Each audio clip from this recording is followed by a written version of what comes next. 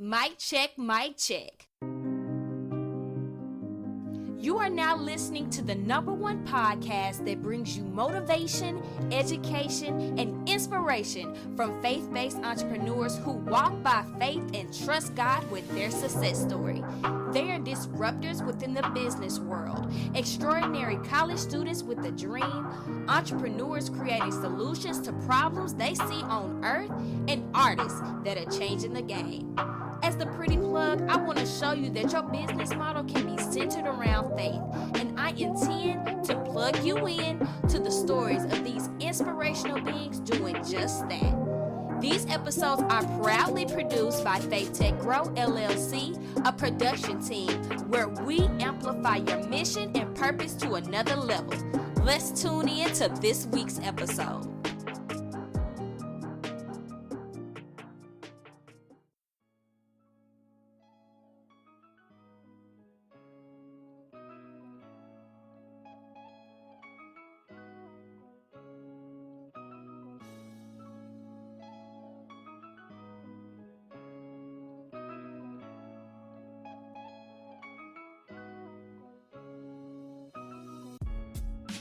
Hello, everyone, and welcome back to the 51st episode on the Walk by Faith Show.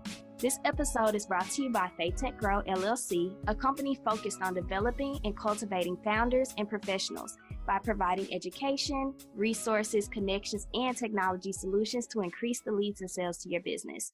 At our core, we want to make sure that you know that you need faith. It's the secret sauce to create and sustain your business, lifestyle, and the trust you have to have when you go through adversity.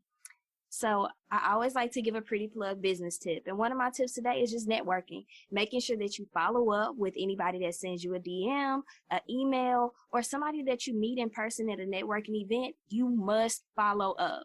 In fact, today's guest led to me. Today's guest is actually here because I just followed up on my Instagram. It's obviously a place that you have your phone. You're right there. I think a lot of people carry their phone, and I don't know if they just don't like to talk on it. They don't like the DM. They don't like to use it. I don't know what's wrong with people sometimes, but at its core, you're supposed to just use your phone to connect with other people. So if you just do that one simple thing, I think it will help to grow your connections, help to grow your business. It will help to grow you as a person and whatever it is that you're trying to do in this world. So that's my tip. If y'all need to know how to network, you just need to follow up. You need to answer your phone. Okay, so the next thing is, in this season of season 3, y'all know we're in a new season. I want us to continue to walk in faith together as a community, and I'm stepping out of my comfort zone and broadening the scope of what faith really means. And it's not an exclusivity of others. However, it allows us to have a common ground of what love really means through the eyes of Christ. So today's guest is an example of what it means to be an ally of opportunities, information, and faith. And our guest is a writer. He's a speaker. He's a consultant. He's a film producer. And he's the president of the Oasis Network, which is a leading church resourcing organization. So I'm not going to go into depth of what he does because I want him to tell you. So at this moment, I just want to say, hello, Lucas. How are you doing? Jasmine, I'm doing great. It's great to be on the program here. Yes. Okay. So I just want you to give a high level, not even high level, just tell the people who you are and what you do. Yeah. So my name's Lucas Miles. I started as a pastor. So began preaching at the age of 17, which is just a little over 20 years ago now. And I, have just had a passion for church planting, reaching the lost. And, for the longest time, although the rest of my family were all kind of in business, I didn't really see an avenue to be able to step out in any sort of entrepreneurial ways. Although I felt, all these entrepreneurial desires, I just didn't see because I was in the nonprofit sector. There's just more limited paths there. And so over the last about 10 years or so, God's just opened up some pretty crazy doors in the entertainment business for me. I began managing a recording artist who was on American Idol second season. Took a few songs of hers to national radio, made some music videos, and that opened up some doors for film production and consulting on entertainment projects. And now, years later, I've done multiple deals with places like Netflix, Showtime, Redbox, Walmart, and Sony, and continue to do a lot of commercial video production, and still preaching in the churches, still writing books about God. And so God's just given me this sort of it's kind of that left and right brain sort of thing where it's just fit together, where this ministry side as well as this business side, and I just really try to find ways to use my skill sets in this world to be able to help fund and promote what I'm doing for the kingdom. So you're infusing Hollywood and entertainment with Christ. Yep. How challenging has that been for you? Is the Hollywood sector ready for such, that part of the business? Like, what does that even look like? I have been so blessed by the warm welcome that we've gotten in Hollywood, from whether it be, people that are trying to break into the business, or to household name celebrities that we've worked with. And I've had the opportunity to pray with actors and recording artists and influencers. And they're just people. They're just people like anybody else. They might have more people that know who they are, but they're dealing with the same fears, the same concerns. Do people like me? Do I have what it takes? And all of those things. What is life about? All of those questions they have. And so we've just tried to really treat people normal and minister to them where they're at. And it's just been so awesome. I've seen there's so much happening for Jesus in Hollywood. It's really encouraging.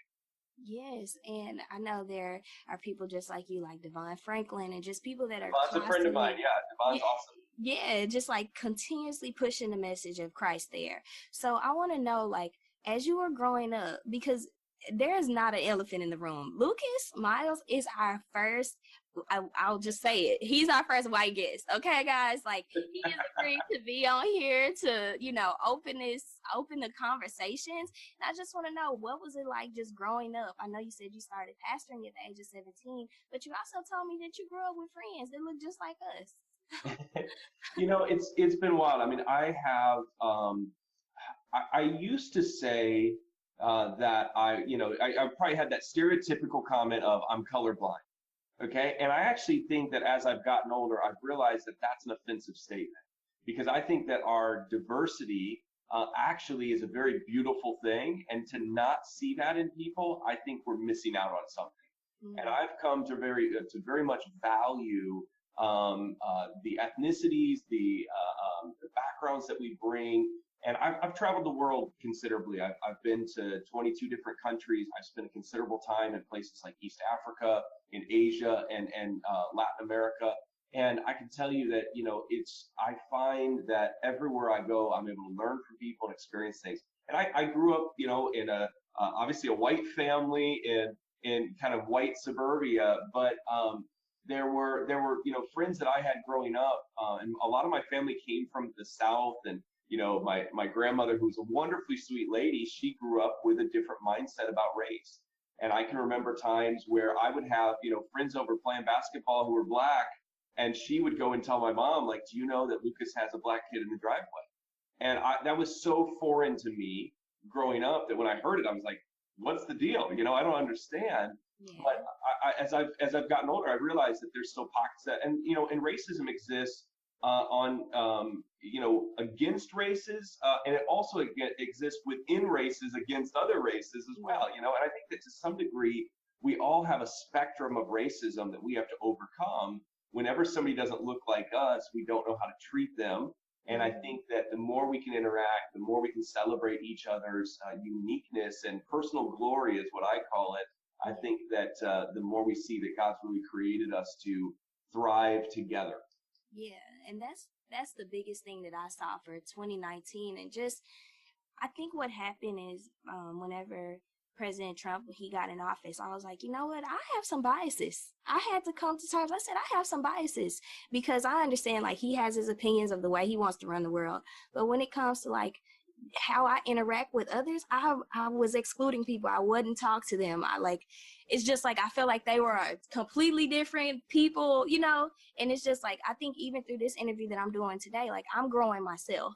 Mm-hmm. And just being able to have a conversation with somebody that doesn't necessarily look like me, but we have the same faith. we love the same God. We want more people to come into this. And surprisingly enough, majority of the preachers that I love watching are white. So, so it's just like, this is, I think, just telling the audience, like, you guys, we're opening our mind out here. We're having these conversations, and we just want to push the message forward. And I now want to just go into, like, what is the roles of the church? What is the roles in which you play as a pastor? You know, how heavy is that weight on you? Because I know, like, when you preach the message every Sunday, or just like the preparation of what you have to do, like, what does that weight even feel? Because I feel like a lot of people rely a lot on the pastor. Yeah, it's early on in ministry, especially when my wife and I started the church that we're at. We've been married 18 years. We started the church that we're at about 15 years ago. So I'm kind of a rarity in that I've been at the same church for 15 years, and that doesn't happen very often. So, we're the founding pastors. Because of everything I'm doing in the entertainment business now, I mean, I'm still there almost every Sunday. I probably preach 2 or 3 times a month, but I travel a lot throughout the week. And, our churches probably has a different culture and dynamic than a lot of churches. So we figured out early on that, and I wish we would have learned this even sooner than we did, but that there's 2 ways to build a church. You can either build a church where people depend upon the pastor for everything, or you can build a church where people depend upon the Lord for everything. And I wanted the second one. And I started by the first one, but after a couple of years, we're like, this isn't working. It's killing us, and it's not healthy for everybody else. We didn't realize that we had created a world where people were very codependent. And so we really, went through a shift over the last probably 10 years, trying to refocus ourselves, teaching people on how to, seek God for their source. We're there as their guide. We're there as, as support. We're there to help them. But, they're really the hero of their story, on a journey trying to find, Christ and relationship with him. And I don't, as much as I enjoy speaking and being up on the stage, I don't ever want to take the place, of what Christ should be in somebody's life. And I think that that's a real challenge for pastors, especially the more successful they get. The bigger the stage is, the more, and I run with a lot of these guys. I have some dear friends that have, some very significant ministries, and also, a lot of acquaintances through my podcast that I do, which we can talk about later. And, I've interviewed Devon Franklin 3 times now. I'll see him at the end of this month, the National Religious Broadcasters. And, and I learn from guys like that, because as their platform grows, I've seen those guys maintain humility in a really awesome way. And I think that that's something you have to just be constantly aware of as at least as far as you become whatever a successful pastor is, you have to maintain that, like, I'm here because God's given me this opportunity and not just because I'm great. Right. And I think sometimes it's like it may be hard to balance, but it's just like, if you are an influencer or somebody that people look to for a particular thing, how do you continuously say, you know what? It's not about me, y'all. Like, it's about him. And I feel like a lot of maybe my generation potentially are, codependent on the pastors. Like, if he don't show up, oh, I'm not going to church. Or like, maybe seeing a screen. I think a lot of us are starting to adapt to, like, watching YouTube and stuff. But it used to be when I was back in college, if I were to go to church and he had a screen because he wasn't there, I'm like, man, I wanted to see him in person, but the message is still the same no matter if he's here or not. But it is that codependency and just saying, hey, you got to read it and learn it for yourself to really have that relationship with Christ. Yeah, the interesting thing here about humility, if you look at scripture, Moses in the book of Exodus, writes, and Moses was the most humble person in all the land.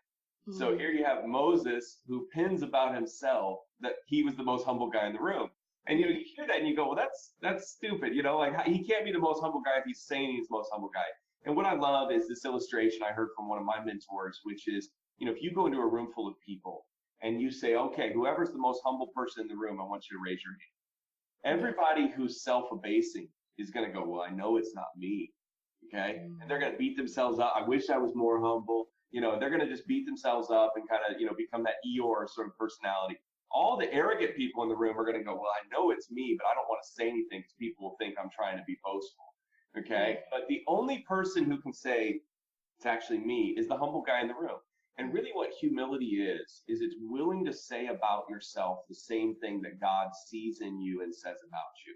And so I say that I'm an influencer, not in the sense the way that probably a lot of people on Instagram mean that, but I'm here, I am designed, my life call is to influence people's, present as well as their eternity. And I'm not going to shy away from that. I'm not going to not own that, because if I don't own that, I'm missing out on the ability to walk. And so I think we have to really own our calling in such a way that we're still maintaining gratitude. We're still maintaining, thankfulness towards the Lord, recognizing that He's my source for that skill or that attitude or posturing that I'm bringing, but that, I'm humble enough to accept what He says about me. And then, okay, God, if you say I'm loved and forgiven, I'm going to live as if I'm loved and forgiven. Yeah. Okay. I love it. Listen, Lucas, you telling us something today. So I want to now talk about, you broke into the entertainment industry, and I just want to know, your radical story and how you did it. Definitely a hustler's mentality for sure. So first of all, kudos on the tip at the start. Networking is a passion of mine. I think it's so powerful. I think that a lot of people don't know how to do it, and I think people get real goofy, in those situations. And I've always had an interest in entertainment. I grew up in a big high school. There's about 3,000 kids in my high school, one of the biggest high schools in my state. And I can remember, I was always involved with theater and the drama club and everything else. I became the president of the Thespian Society, which was not really a big honor in the day. It was probably kind of nerdy, but I just embraced it.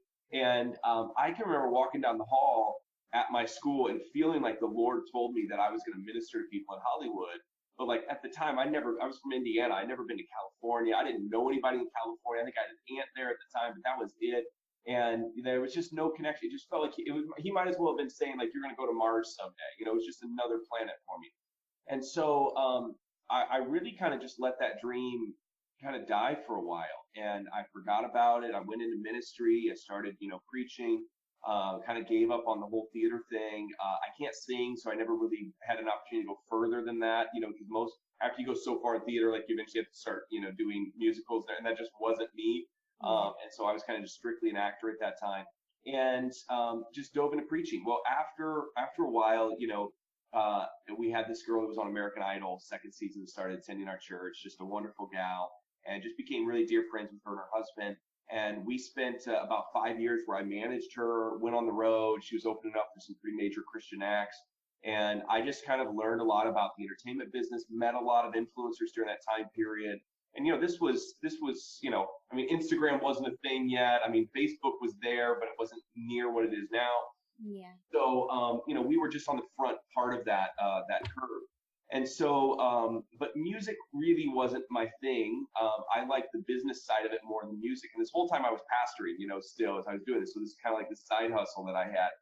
And after a while, I started consulting with other Christians who, I don't know how they found me, but I would have parents of teen actors find me and say, hey, I hear you're a pastor and in the entertainment business. Would you help us get to the next level? Yeah. So I helped several people kind of launch from the Midwest to LA and sign with either agencies or managers or something like that. And after a while, I just found a knack in it. And there was a guy that I connected with who was a film producer up in Michigan. He had a producer fall out of a project, and he was short funds for this movie, and he needed somebody else to help come in. And so he invited me to come into it. He said, hey, have you ever produced before? And I go, well, I've produced music videos.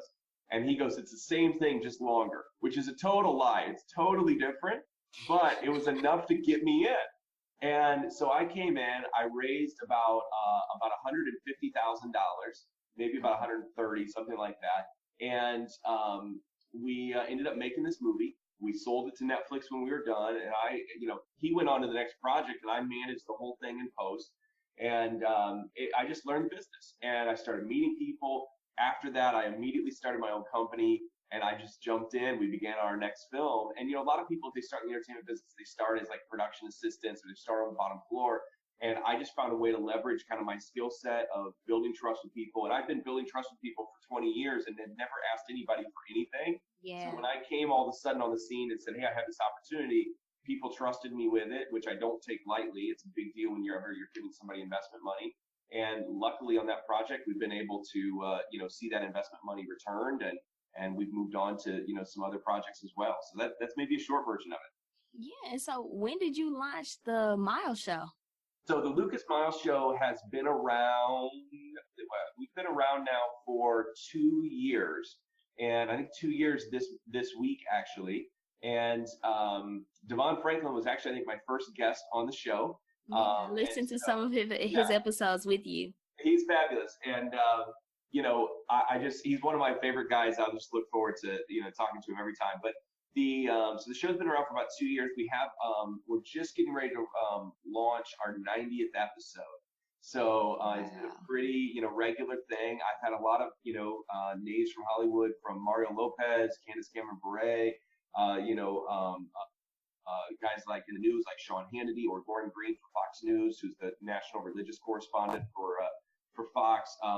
We've had Kevin Sorbo has been on the show, a lot of Hollywood film producers, writers, authors.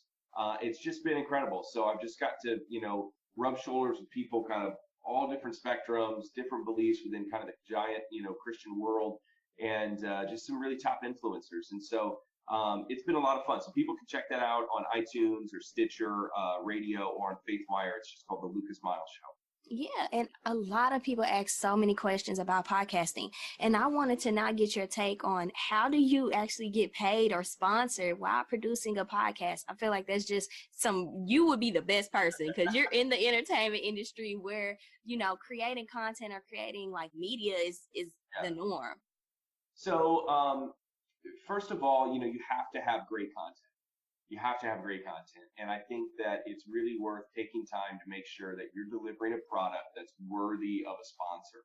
If somebody's sponsoring something and, you just slapped it together, or you didn't show up prepared. And I've had interviews that I've had to rush, or I didn't know I was going to get one, and I remember one time I interviewed Michael W. Smith, this world-renowned Christian artist. And it was in this, I was on the road, and they're just like, this is the only time Michael's got.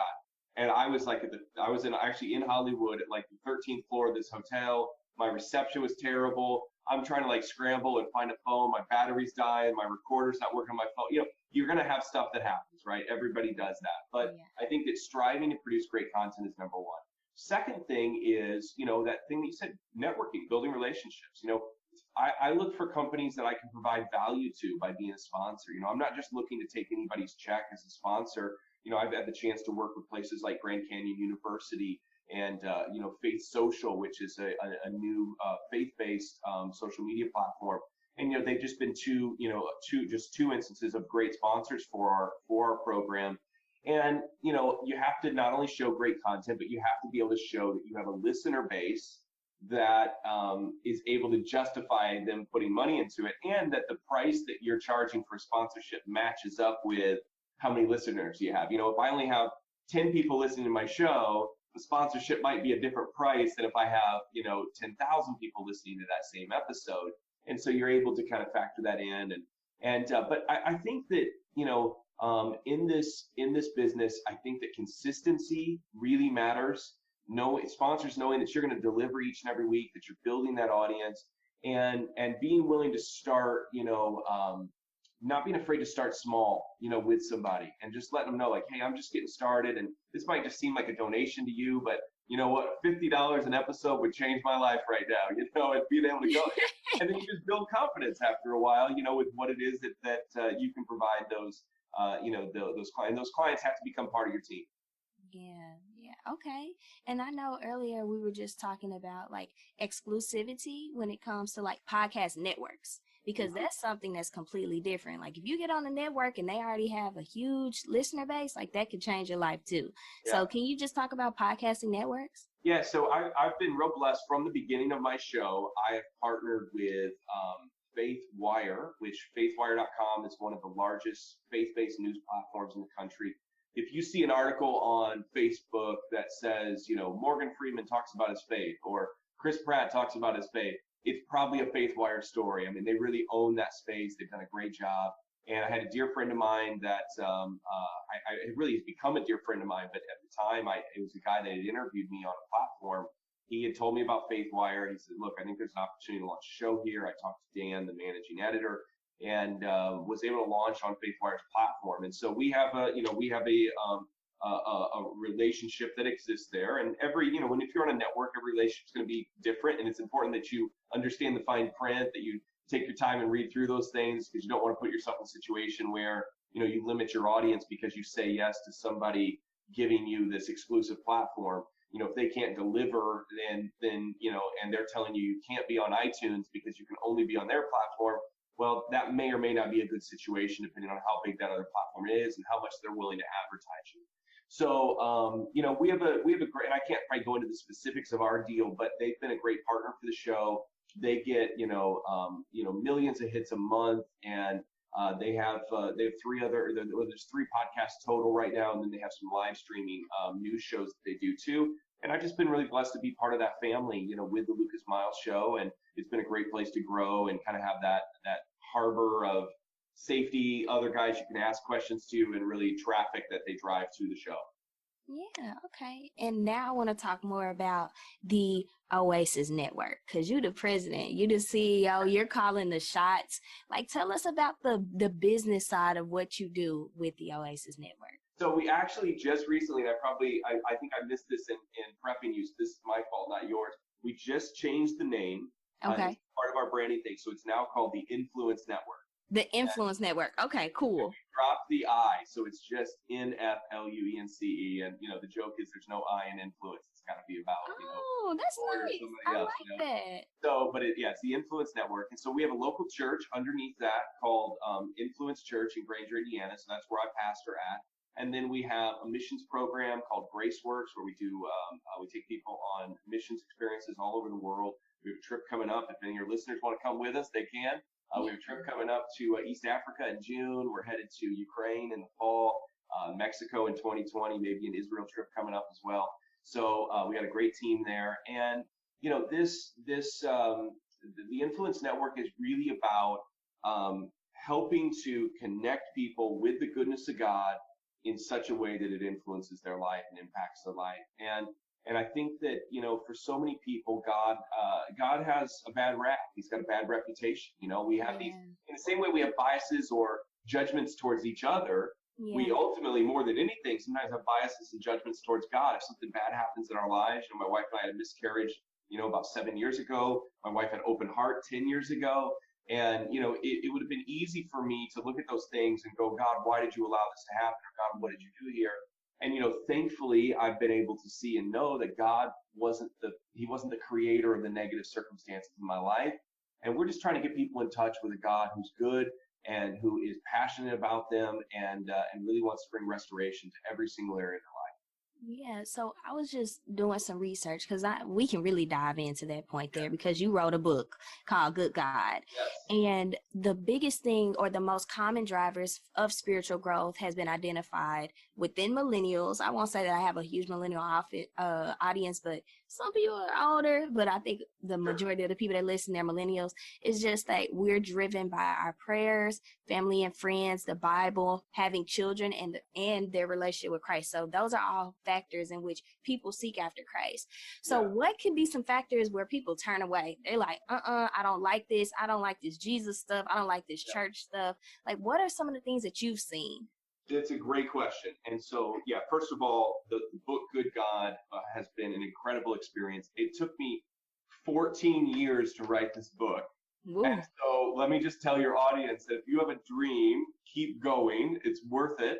Yeah. And I kept having people tell me just to do a self-published book, just self-publish it. And I go, no, I'm going to get a national publishing deal. And I just wouldn't stop. And I finally ended up getting a national publishing deal. The book went nationwide. I've had people write me from the Philippines who have found it in Christian bookstores overseas. It's been really incredible. So the book is about really dealing with these judgments, preconceived ideas that we have against God. And a lot of times those come from Scripture, come from a misunderstanding of Scripture, I should say. People would look towards James chapter 1 or the book of Job or things like Sodom and Gomorrah. And because we don't understand what the Bible's saying about that, we make a judgment about God and we assume that he's the author of the pain in our lives. And God is the author of everything that's good in your life, but he's not the author of your pain. And it's so important that we recognize that. So I really go into depth in that on the book and explore it. And so we have a study guide for it. A lot of people use it for small groups and things. And I'm actually giving away a free bonus chapter to the book on my website if anybody wants that. So they can go to lucasmiles.org and they can download a free chapter there on GoodGod called it's called Chapter X. So that's available there. But, I think that some of the things, specifically what you're saying, when you have some sort of tragedy in your life, that can oftentimes cause people to blame God and turn away. Sometimes I think that, and this is an interesting one, sometimes I think a misunderstanding of what love is one of the leading things that turns people away. And, I'm very much in favor that there can be, there's not just one way to interpret something, okay? And so, I live close to Lake Michigan. A lot of people are familiar with, going to the beach or going to the ocean or whatever it is. And you know what a buoy is. It's this flotation thing at the top that lets people know this is a marker of shallow water or deeper water. And then buoys don't just float there on their own. They have a chain that goes down, and they're typically cemented or weighted at the bottom of the seafloor by something that's actually hooked to the seafloor. And that allows the buoy to kind of rotate around in a circle as it floats, but it can't go any further than that connection to the foundation allows it to. And I really believe, and I'm hinting here at a new book that I'm working on because I think that this really ties in well to it. But truth, we're supposed to be anchored to His Word. And what happens is we have the ability in there to kind of free float above or within these beliefs of the Word. But if we get too far to one side, whether it be the left or the right or whatever, then it's that anchor to the Word that holds us in place and prevents us, and it keeps us in this place of what I would call Christian belief. And what I see is that at times people become disconnected from the Word, and we start judging the Word. It's almost like, well, I know that the Bible says that, but I believe this. And we start distancing ourselves from Scripture, losing trust in it, and it's almost like that buoy getting disconnected from the foundation. It's just going to float wherever it floats. And you might think initially that you're moving towards a state of love. Well, the Bible says that, but I think that sounds judgmental. So I just want to love people. But really what you're doing is you're disconnecting yourself from truth, and you're floating further and further and further away from that source, which is the Word of God. And so I think that, getting a good biblical understanding of love, that love is both graceful and truthful. And it's got to be a balance of those two things, rather than just truthful where it feels judgmental, or graceful where it feels like I'm just going to accept you no matter what you do, but I don't love you enough to actually tell you any truth. And I think that we have to find, a place where those two things really happen in harmony. Yeah, I was just going to say, sometimes as Christians, we get a bad rap because we're like, okay, well, the Bible says don't have sex before you get married. Or the Bible says don't do this. And it's just like, when you say, okay, well, I'm just stating some wisdom here so it prevents future heartbreak, or it prevents future, just hardening of your heart.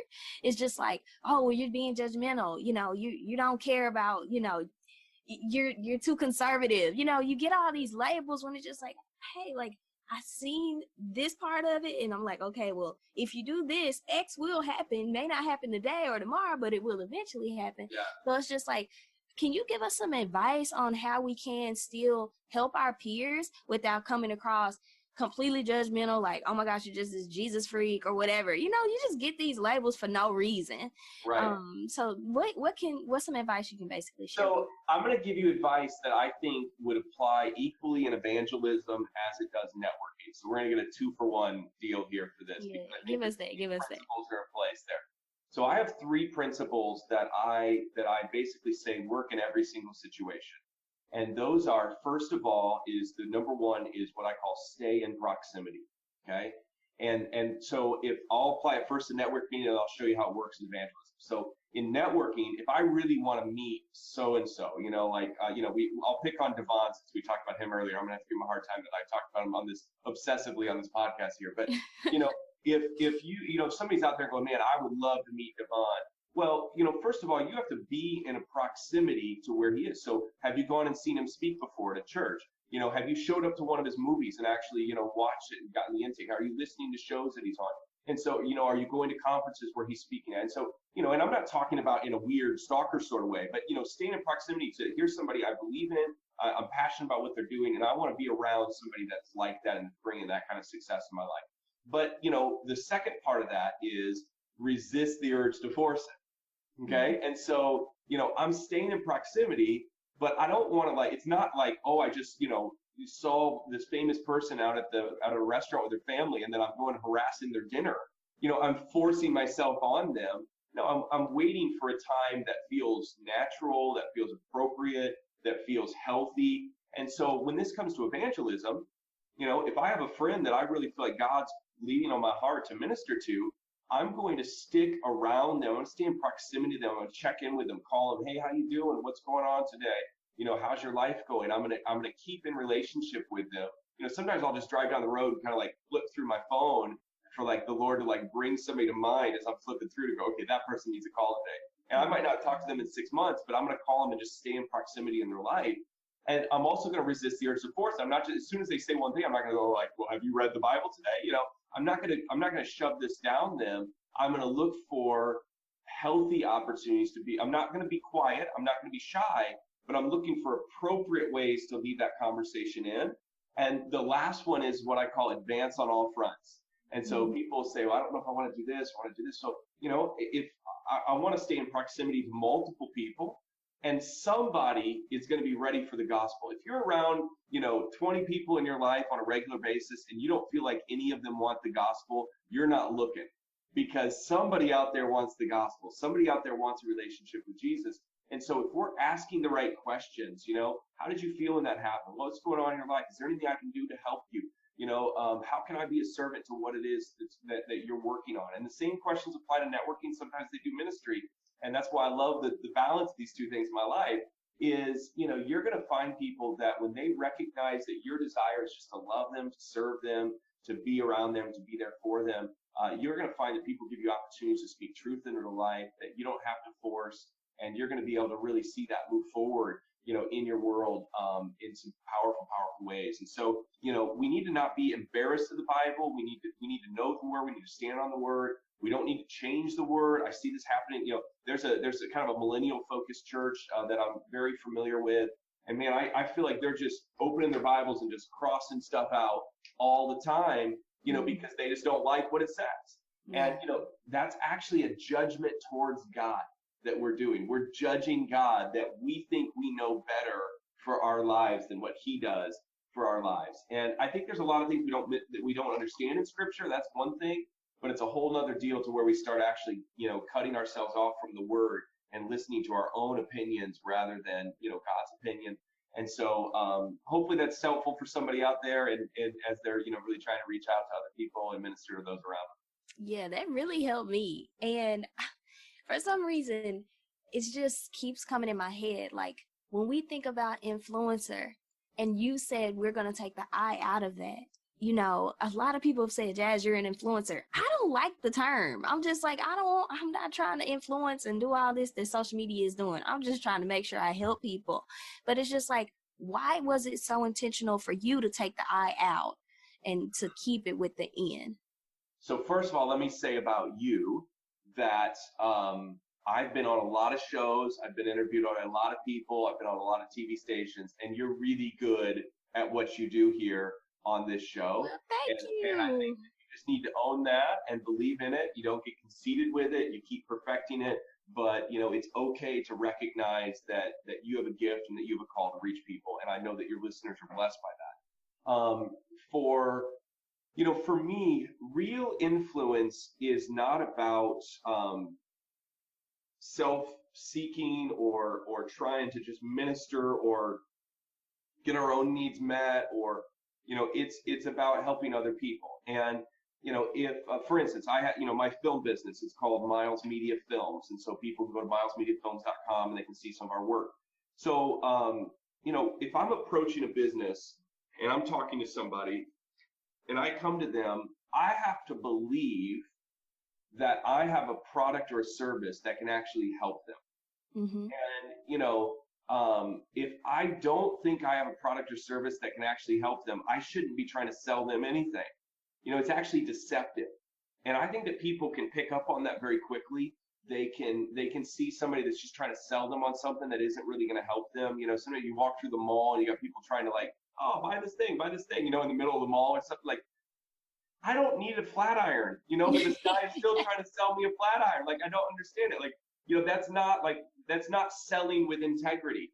That just gets desperate. You're operating in lack and everything else. But if you know that your needs are met by the Lord, then I'm not going to these businesses trying to network for the purpose of getting my needs met. I'm going to these businesses for the purpose of trying to do what God's created me to do to help their company or help their business. And look, I got to put food on my table just like anybody else in my family. And, there's always a financial component to business. We should be operating businesses that have good financial, acumen and health and everything else that's there.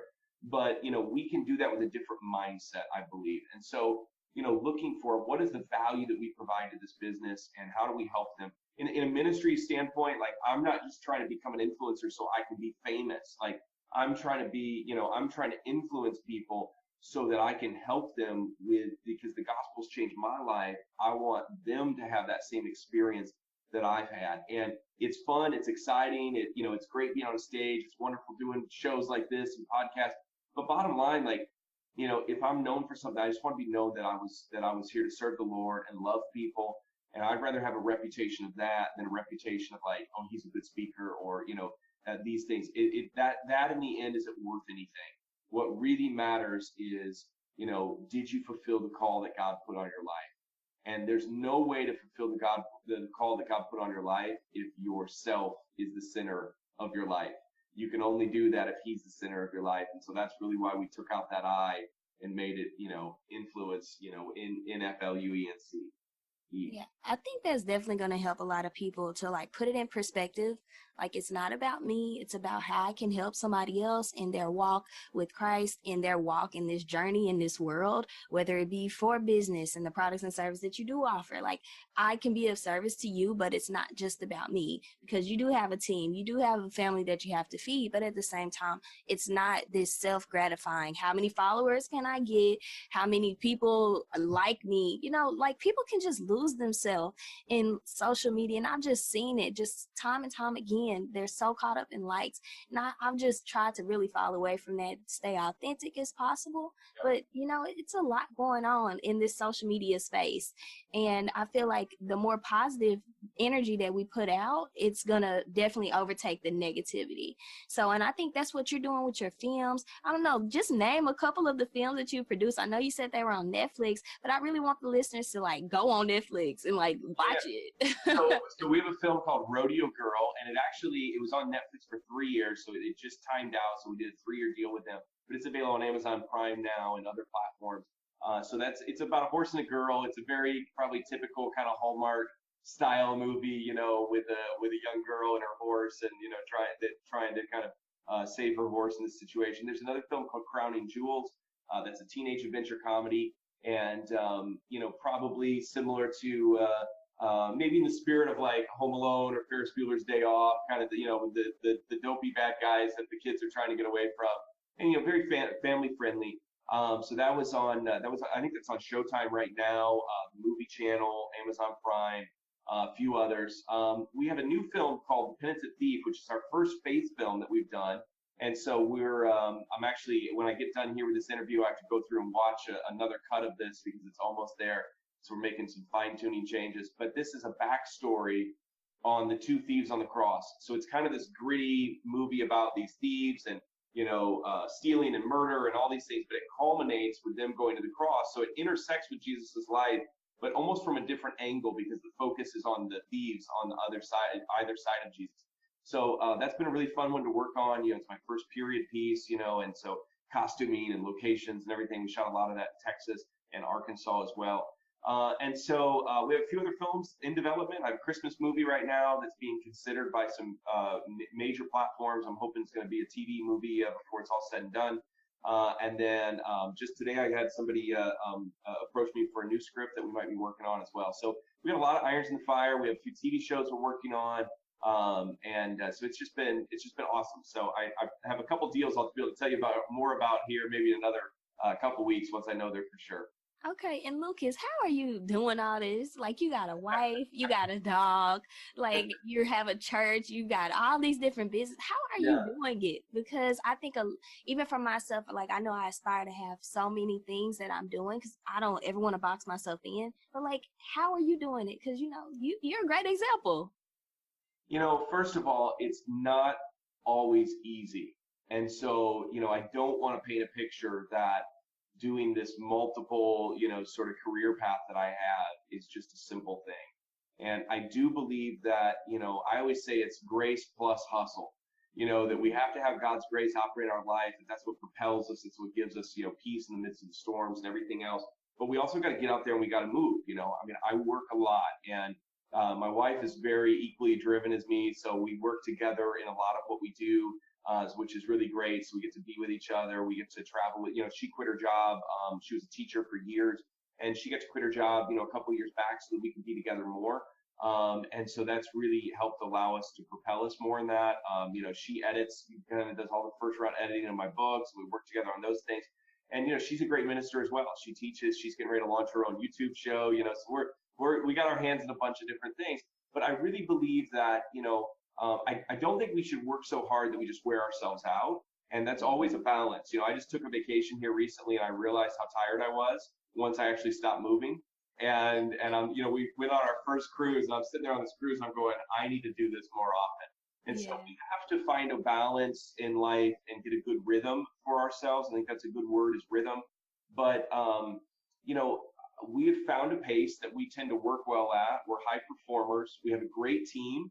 We have some wonderful people working for us. I have a great assistant. I have great, staff in our ministry. They all kind of get what we do, that we have our hands in a bunch of stuff. If I just went and got a job at some random church, they would fire me very quickly because I'm, on the road all the time. I'm doing all these different things. I'm not the typical pastor in that regard. But our church has really grown up around us, recognizing that, God's given us an opportunity to influence people, not just in the church, but also outside of the church. I've been able to sit with Hollywood celebrities and pray for them and minister to them, people that typically would never allow pastors to come around them. And because I was directing them, or because I was producing the film that they were in, they've given me access to them. I have a celebrity that's a dear friend of mine who's going through a really difficult time right now that I was just texting with today, who most people would know, their name. But, God's just given me a position of influence in their life. And I don't take that lightly. It's a real pleasure to be in that position with them. And I take it as an honor, and I don't want to violate their trust and going around and just giving all the details of those situations, And so we have to, it's balance and peace, grace, and a little bit of hustle thrown in there. Who knows, maybe 10 years from now, I'll look back and go, I should have done less, but I just think that, it's important to live without leaving anything on the table. And I want to live a life that matters. I love that. So, Lucas, we have a famous question that we always ask anybody that comes on the show. And the question is, what does walking by faith mean to you? Walking by faith for me means that I am willing to allow God's word, direction, and intentions to be the ultimate source of truth in my life, even when it contradicts my own emotions, feelings, and desires. And it is ultimately a challenge at times, but I have found that it is really one of the biggest blessings that you can ever do is learn how to live by faith. Okay, I love that. When I hear other people and how they express what faith means to them, it increases my faith. I'm like, yes, okay, I'm not the only person out here that feels this way. So where can people find you on social media so that they can connect? I know this is an environment where if you all are interested in what Lucas is doing, send him an email. He was so friendly to me. And if he's friendly to me, I know he'll be friendly to you. So Lucas, tell him where you're located. Absolutely. So we love to connect with people. I'll give you a couple different things since I have a few different hats I wear.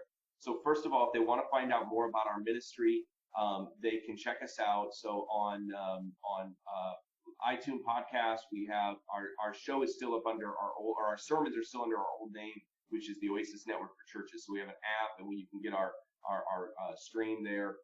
You can also look us up under Nfluence Church without the I, so Nfluence Church. You can go to lucasmiles.org, and that's kind of where it's all things that I have my hands in. milesmediafilms.com. That's our production website. I'm just launching a new arm, which we don't have to go into a bunch, but we are launching our own talent division. So we have all this actors and models and these things that work on our projects, and so we're trying to create a platform for them to be able to really kind of boost their career. So that's under IndianaTalentAgency.com. And so we're not just serving Indiana. It's we're doing stuff outside and really throughout the Midwest.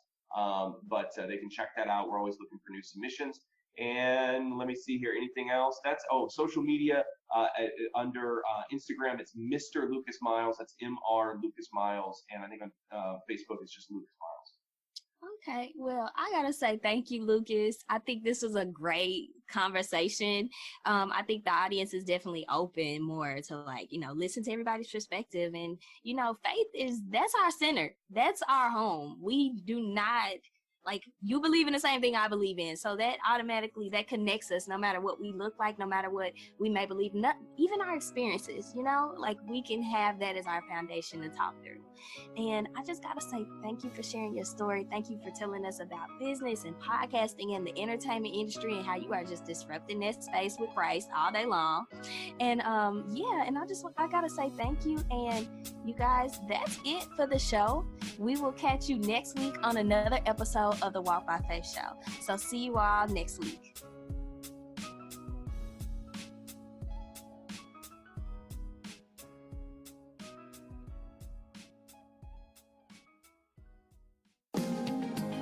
If you want more content like this, make sure you give the Walk by Faith podcast a 5-star rating and leave a review on Apple Podcasts.